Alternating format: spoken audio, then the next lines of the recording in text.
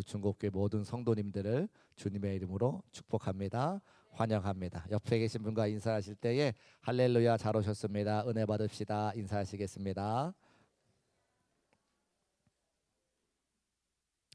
목사님들이 자기 자녀들 이야기할 때 좀 조심스러운데 오늘 막내 이야기 하려는데 막내가 뒤에 앉아 있어서 굉장히 조심스럽습니다. 그래서 가정마다 현관문에 요즘 다 번호키가 있잖아요. 그래서 번호키를 띡띡띡띡 누르면 바깥에 누가 왔구나, 가족이 왔구나 다 알 수 있습니다. 그래서 저도 이제 사역 마치고 집에 들어가서 번호키를 띡띡띡띡 누르면 안에서 소리가 나요. 후다닥 후다닥 후다닥 후다닥. 무슨 소린가?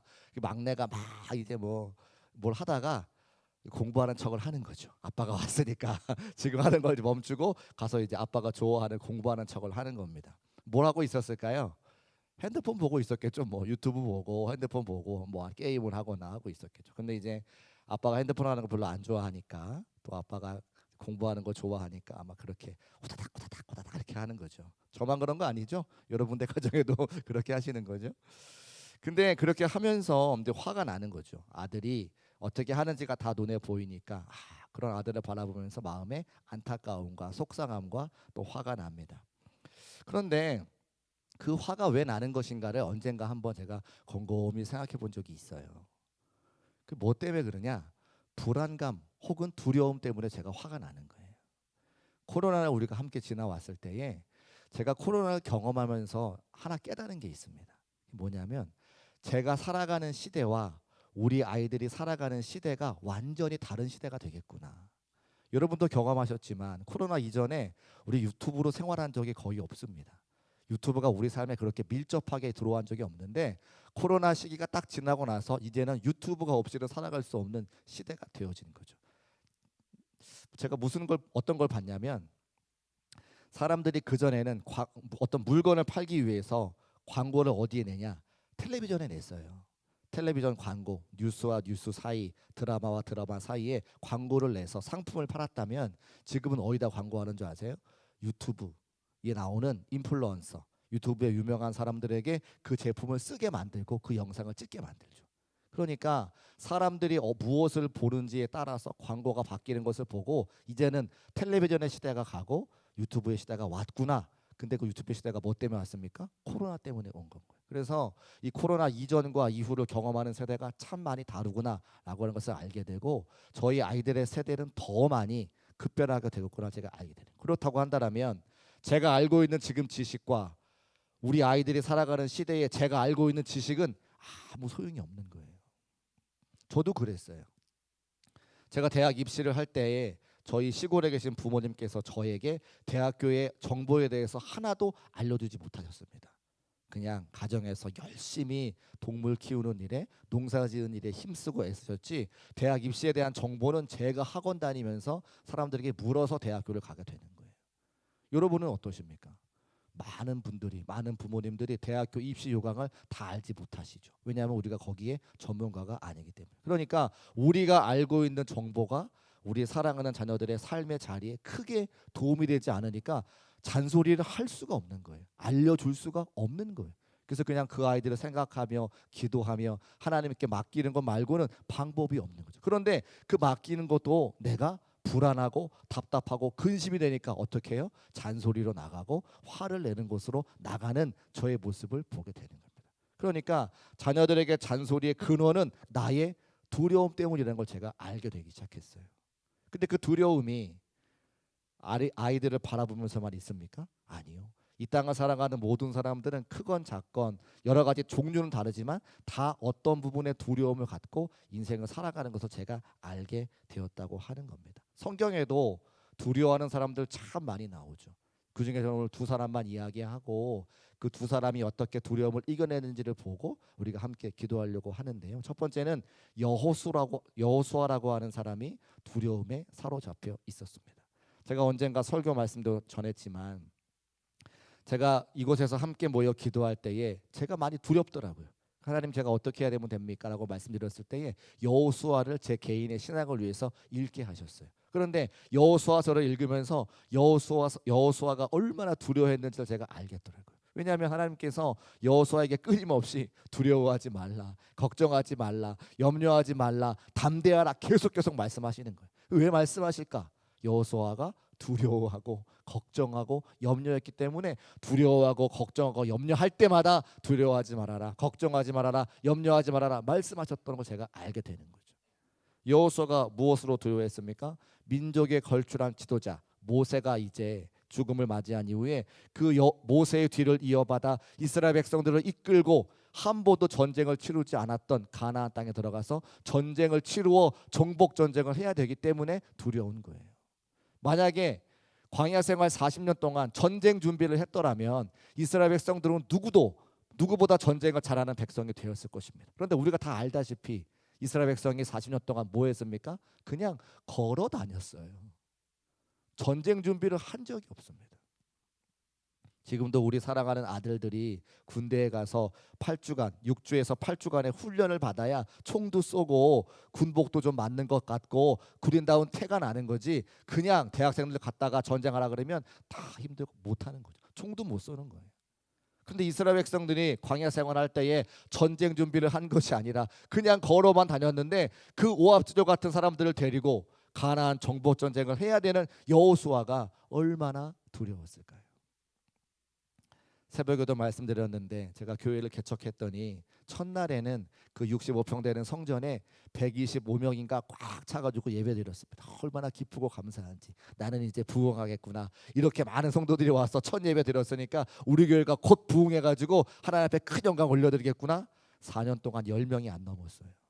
그리고 제가 처절하게 깨달았습니다. 준비가 되지 않는 사람이 리더가 됐을 때 그 공동체가 얼마나 큰 어려움을 겪는지를 제가 뼈저리게 깨달은 거예요. 그러니까 지금도 두려운 마음이 큽니다. 제가 과연 준비가 됐는지, 하나님이 원하시는 목재가 됐는지, 여러분의 마음에 흡족한 담임 목사가 됐는지 늘 두렵다는 거예요. 하나님께서 그래서 저에게 여호수아의 말씀을 읽으라 말씀을 하시는 거죠. 저에게도 마찬가지로 강하고 담대하라, 두려워하지 말라를 계속해서 반복하여 말씀하고 계십니다.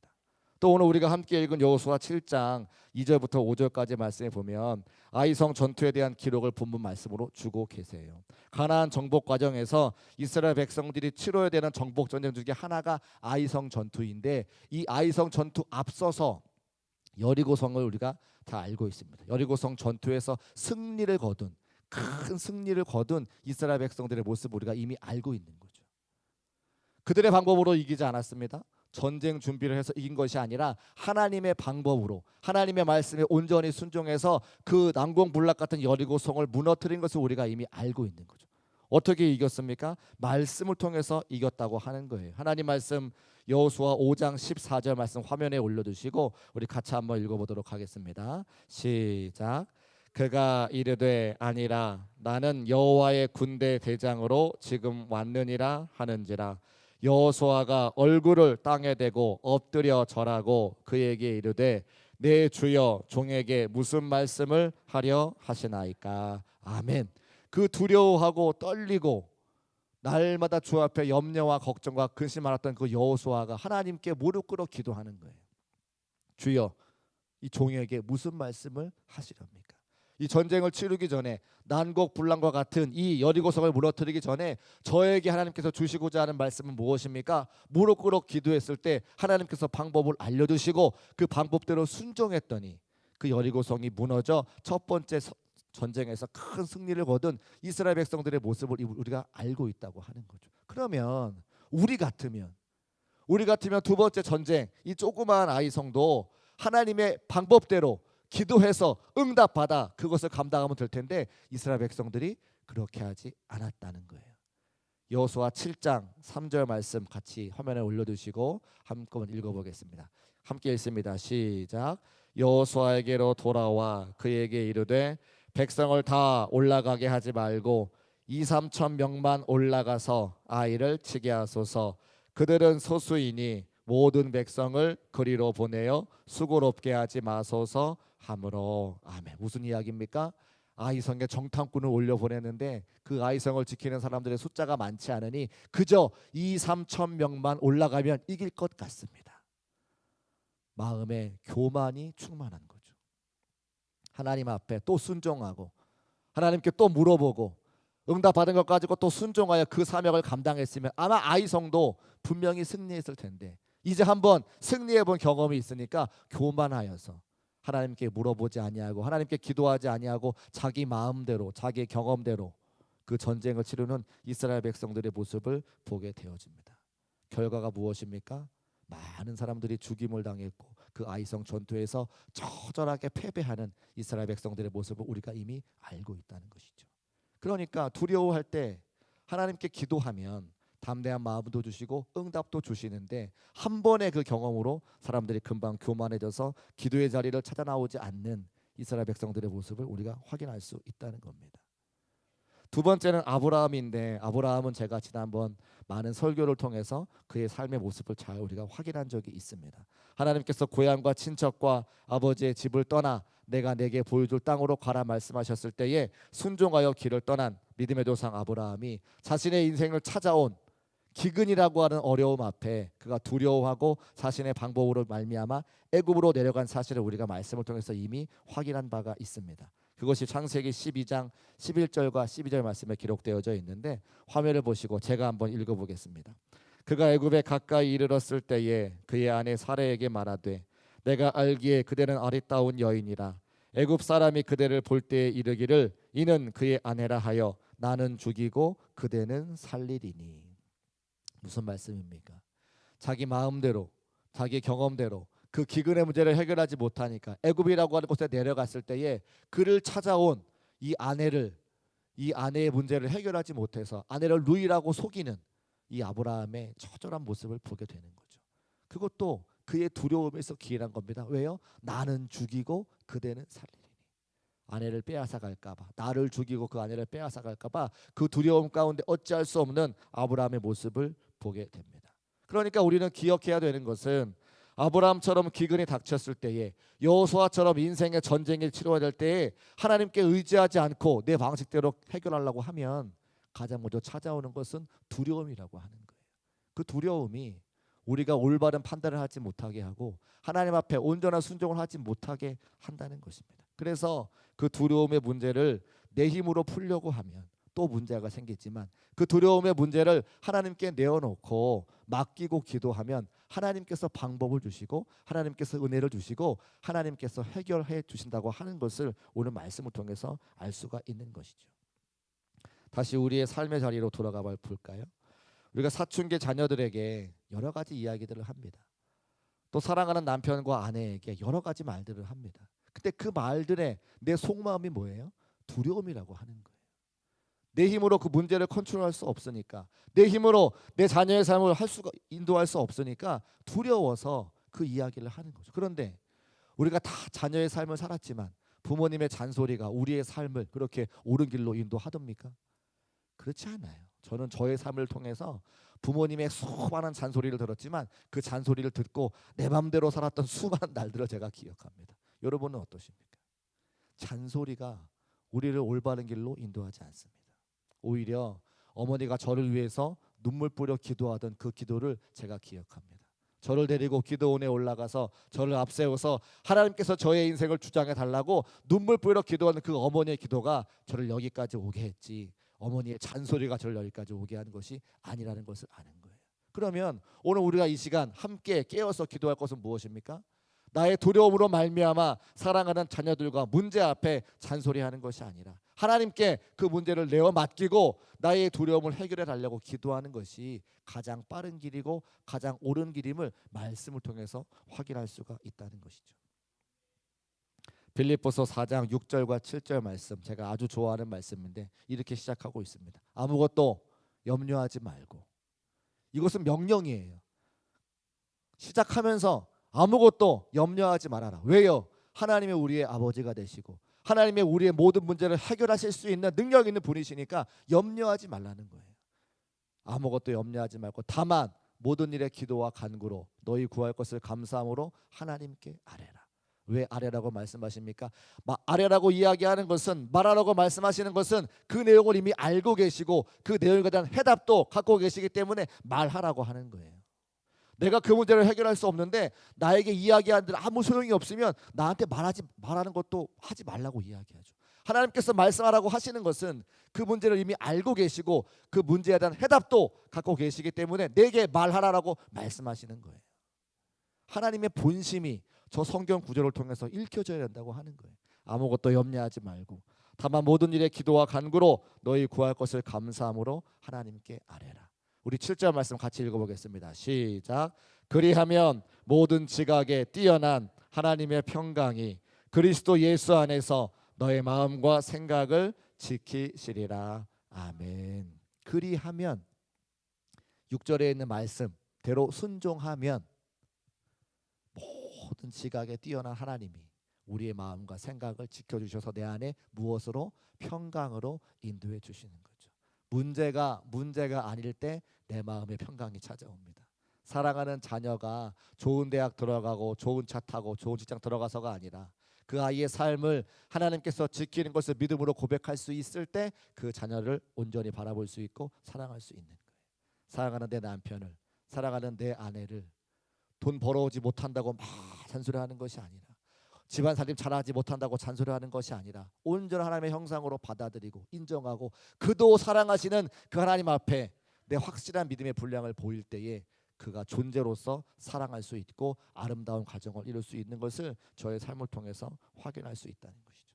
그러니까 기근이 찾아왔을 때, 전쟁을 치러야 될 때, 어려운 일을 맞닥뜨렸을 때 우리가 하나님 앞에 의뢰하고 기도해야 하는 것은 우리가 하나님께 기도하면 우리의 마음과 생각을 지켜주셔서 우리에게 평안을 주시는 분이기 때문에 우리가 기도할 수 있다는 겁니다.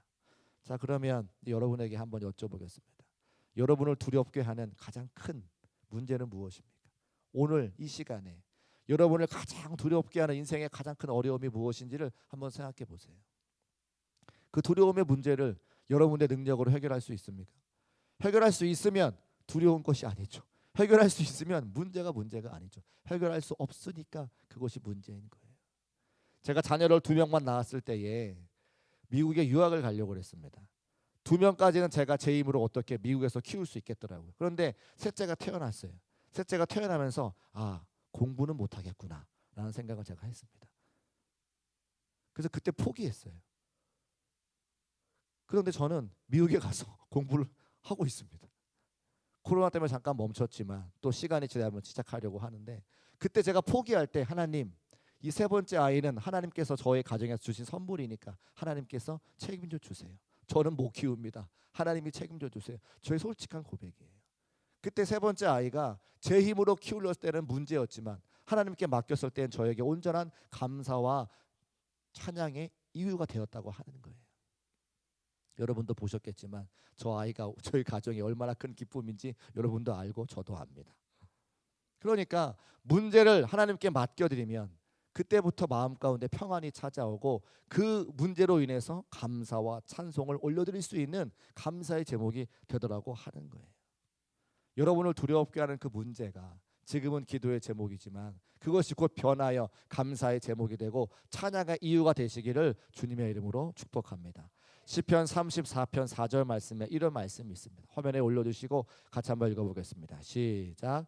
내가 여호와께 간구하매 내게 응답하시고 내 모든 두려움에서 나를 건지셨도다. 아멘. 내 모든 두려움에서 나를 건지시는 것은 내가 여호와께 간구했기 때문에, 내가 여호와께 간구했기 때문에 하나님께서 응답하시고 그 응답하신 것 때문에 내 모든 두려움의 문제가 해결되고 그것이 감사와 찬송의 이유가 되더라고 하는 겁니다. 또 아브라함의 삶의 모습을 통해서 우리가 이미 보았던 것처럼 창세기 12장 4절 말씀에 아브라함이 여호와의 말씀을 따라갔다고 기록하고 있어요. 하나님의 말씀 우리가 왜 읽고 들어야 됩니까? 하나님의 말씀이 우리에게 소망이 되기 때문이에요.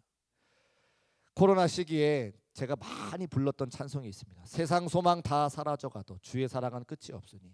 코로나 시기를 맞이하면서 그 이전 가운데 우리가 중간에 생각했던 것 다 못하는 거예요. 교회도 문을 닫고 예배도 드리지 못하고 어찌할 바를 알지 못하여 바로 그때에 세상 소망 다 사라져가도 오직 주의 말씀이 우리에게 소망인 것을 우리의 삶으로 경험했기 때문에 우리가 다 전우회를 갖고 있는 거죠.